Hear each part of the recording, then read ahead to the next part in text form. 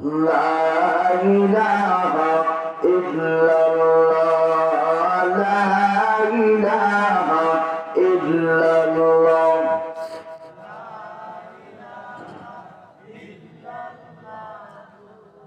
তুমি আসমানে থাকো প্রভু, আমি জমিনে, তবু তোমারি প্রেম জমে হৃদয় গহীনে। আমি তোমারি গোলাম গো, অন্য কারো না। ঠিক না? ঠিক বলে। আমরা একমাত্র কার গোলাম? একমাত্র আল্লাহ তাআলার গোলাম। তারই ইবাদত করব, তারই দাসত্ব করব, আর কারো ইবাদত করতে চাই না। আমি তোমারই গোলাম গো, অন্য কারো না। আলিমুল গায়ব তুমি, মালিক রব্বানা। আল্লাহু আল্লাহু আল্লাহু আল্লাহ, আল্লাহু আল্লাহু আল্লাহু আল্লাহ।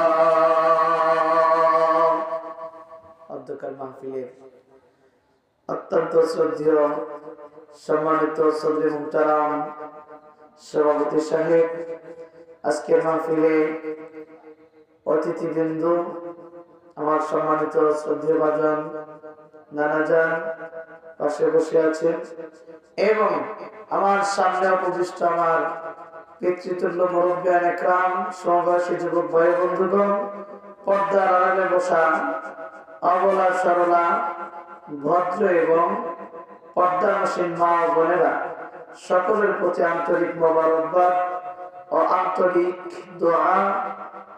সর্বপ্রথম সে মহান আল্লাহ জাল্লা শানুর দরবারে শুকরিয়া জ্ঞাপন করব, যে আল্লাহ তাআলা আমাদেরকে সুস্থতা এবং হায়াতে তৈয়বা দান করে এ পর্যন্ত আসার তৌফিক দান করেছেন। অনেকের চেষ্টা আছে কিন্তু সুযোগ হচ্ছে না, বিভিন্ন জয় ঝামেলায় অথবা ব্যস্ততায় পড়ে আছে। আল্লাহ তাআলা আমাদেরকে আসার সুযোগ করে দিয়েছেন, আমরা তার শুকরিয়া আদায় করছি। সকলে বলি আলহামদুলিল্লাহ।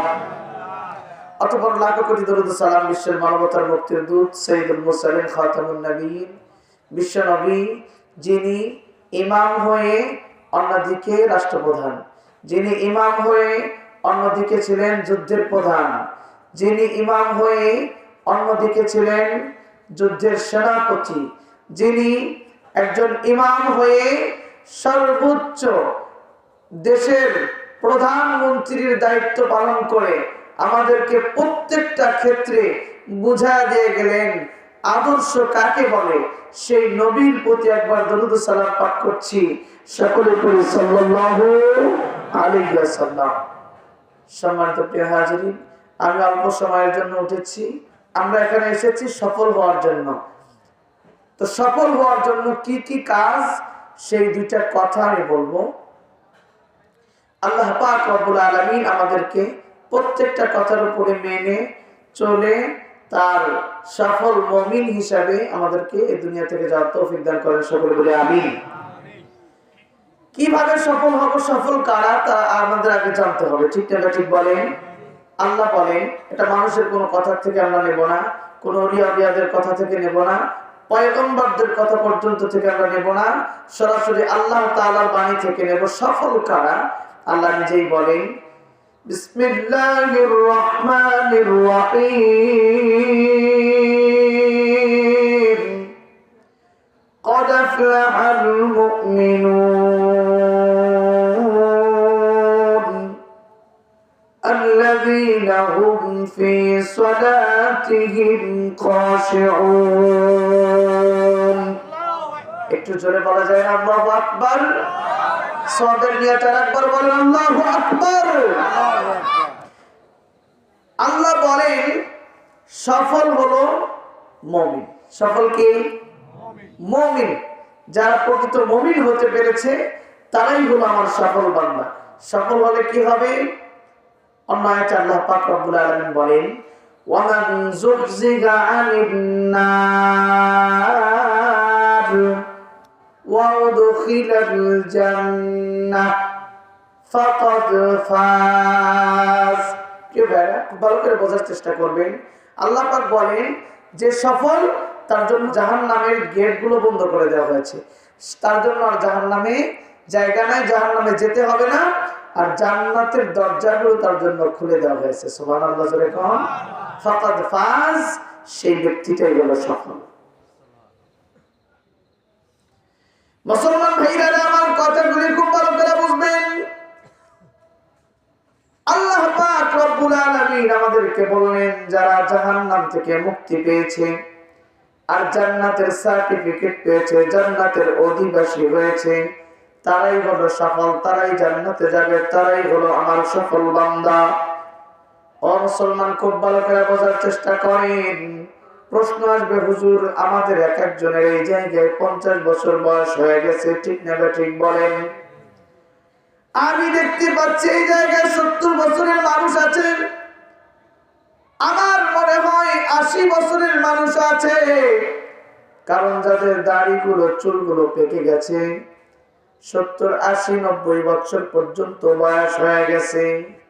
ও মুসলমান প্রশ্ন আসবে, হুজুর আমাদের পুরা জিন্দেগিটা একটু আমাদের গুনার সাথে চলে গেল, গুনাহ করতে করতে আমাদের অন্তরটা কালো হয়ে গেছে, মাপ চাওয়ার তো সময় পাই নাই, নেকি করার তো সময় পাই নাই, আমরা কিভাবে জাহান্নাম থেকে মুক্তি পাবো, কিভাবে আমরা এই মুহূর্তের ভিতরে জান্নাতের অধিবাসী হয়ে যাব? ও মুসলমান এর উত্তর আমি আপনাদেরকে এই মুহূর্তে দিয়ে দেব। আল্লাহ পাক রব্বুল আলামিন আমাদেরকে শুধু একমাত্র কেবলমাত্র একটা সেকেন্ডের অপেক্ষা রাখেন, একটা সেকেন্ডের অপেক্ষা রাখেন। 1 সেকেন্ডের ভিতরে আল্লাহ জাহান্নামে থেকে জান্নাতি বানায় দেন। মুসলমান ভাইরা আমার, আমরা জানি পৃথিবীর ভিতরে সবচেয়ে বড় গুনাহগার কে বলেন তো দেখি? ওয়াল্লাযীনা লা ইয়াদউনা মা'আল্লাহি ইলাহান আখার। আল্লাহ বলেন বড় গুনাহগুলোর ভিতরে 1 নাম্বার বড় গুনাহ হলো শিরক করা। কি করা বলেন তো দেখি? আল্লাহর সাথে যারা অন্য কারো ইবাদত করবে, অন্য কাউকে মাবুদ হিসাবে মানবে, এইটা হলো শিরক, এইটা সবচেয়ে বড় গুনাহ। এই শিরকের গুনাহ যদি কোনো ব্যক্তি করে থাকে, আমি আল্লাহ সেকেন্ডের ভিতরে তাকেও মাফ করে দিতে পারি। अगर खा हम के राज़े दिल बगोयम जानमी आबम वगर जाए शवद पैदा चुरा तन्हा नमी आबम वगर आबम चुरा तन्हा वहम शावद जाए पैदा बखुशी गम कुलम खदरा वमन खदरा नमी दाना। इसके अव्वल दर्द ले माशू के पैदा मिशावद दाना सूजद शमऊ कई परवाना शैदानी शवाद जो जलाता है किसी को वो भी जलता है जरूर शमऊ ही जल जाते हैं परवाना जल जाने के बाद। अल्लाहु अकबर सुने को मुसलमान भाईरा আমার, আমরা যদি শিরক করি আল্লাহ পাক রব্বুল আলামিন আমাদেরকে চিরস্থায়ী জাহান্নামে দিয়ে দিবেন। এই কথাটা আমি আব্দুল মান্নান ফারুকী নয়, এই কথাটা অন্য কোন ব্যক্তির নয়, এই কথাটা কোন বড় আলেমের নয়, এই কথাটা কিন্তু শুধুমাত্র কেবলমাত্র পয়গম্বরের নয়, এই কথাটা আল্লাহ পাক রব্বুল আলামিন নিজেই বলেছেন। ওয়াল্লাযীনা লা ইয়াদউনা মা'আল্লাহি ইলাহান আখার ওয়া লা ইয়াকতুলুনা আন-নাফসা আল্লাতী হারামাল্লাহু ইল্লা বিল হাক্কি ওয়া লা ইয়াজনুন ওয়া মান ইয়াফআল যালিকা ইয়ালকা আসামা ইউযাআফ লাহুল আযাবু ইয়াওমাল কিয়ামাহ ওয়া ইয়াখলুদু ফীহি মুহানা। এই গুনাহটা যে করবে কোনদিন তাকে জাহান্নাম থেকে বের করা হবে না। ওয়া ইয়াখলুদু ফীহি মুহানা, তাকে আবাদান জিন্দেগীর জন্য জাহান্নামে জ্বলতে হবে, কোনদিন বের হতে পারবে না। কিন্তু আল্লাহ আবার অন্য আয়াতে বলেন ও মুসলমান, আল্লাহ বলেন তবে এই গুনাহ করার পরেও আমি আল্লাহ তাকে মাফ করে দিতে পারি। সেকেন্ডের ভিতরে একটা কাজ করতে হবে, তাকে সুবহানাল্লাহ বলে কর। তোমারি রহম সারা বাঁচা বড় দায়, প্রতিদিনে প্রতিক্ষণে জড়িয়ে রাখো গো আমায়। কত শত ভুল মাফ করে দাও, কত শত ভুল মাফ করে দাও। সবাই বলেন কত শত ভুল মাফ করে দাও, জানা কি অজানা আমি তোমারই গোলাম গো, অন্য কারো না। আমি তোমারই গোলাম গো, অন্য কারো না। আলিমুল গায়ব তুমি, মালিক রব্বানা। চিৎকার মেলে বলেন মারহাবা। শত শত ভুল সেকেন্ডের ভিতরে মাফ করে দিতে পারে, ঠিক না? ঠিক বলেন মুসলমান ভাইরা আমার। আমি আপনাদেরকে একটা ঘটনার দিকে নিয়ে যাব, তবে ঘটনা বলাটাই উদ্দেশ্য না, আমার বোঝানোর উদ্দেশ্য হলো শিরক করলে নিশ্চিত জাহান্নাম। আয়াতের ভিতরেই জানলাম, ঠিক না? ঠিক বলেন কোনদিন বের করা হবে না। ওয়াখলুদ ফীহি মুহানা, সেখান থেকে কোনদিন বের করা হবে না। কিন্তু কোন ব্যক্তি যদি শিরক থেকে বেঁচে থাকে, প্রশ্ন হুজুর শিরক থেকে কষ্ট করে বাঁচবো, আমার পুরস্কার কি একটু বলেন? আমার পুরস্কারটা একটু বলেন, আমি কি পুরস্কার পাবো?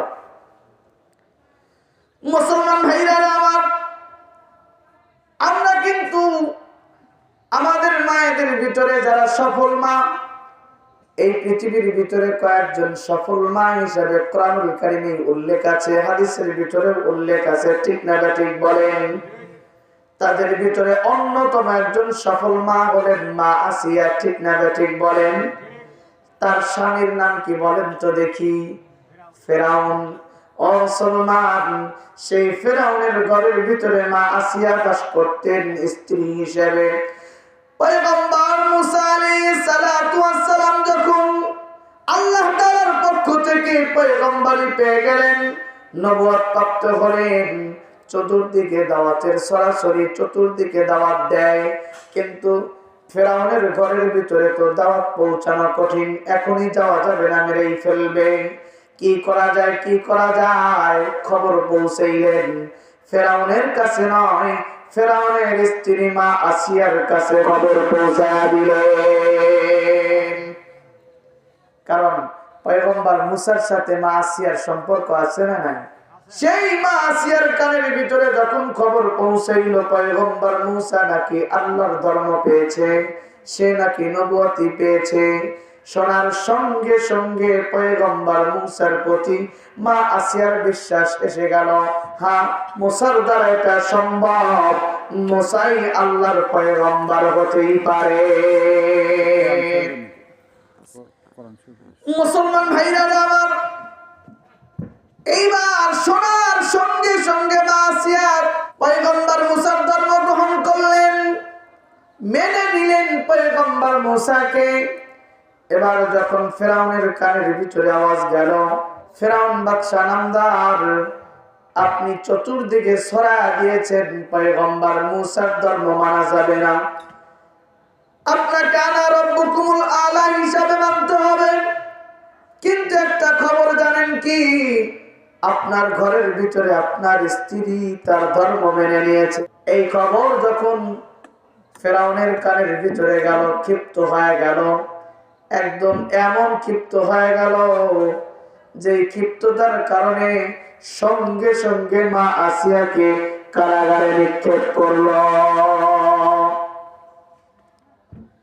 মুসলমান ভাইরা আমার, মা আসিয়াকে যখন কারাগারের ভিতরে নিক্ষেপ করলো, এমন এক কারাগারের ভিতরে নিক্ষেপ করলো যেই কারাগারের ভিতরে বাতি নাই, যেই কারাগার যাকে বলে সেল, যার ভিতরে শুধু দাঁড়ায় থাকা যায়, ঘুমানো যায় না, শোয়াও যায় না, বসাও যায় না, তার ভিতরে খাবারও দেয় না, পানিও দেয় না।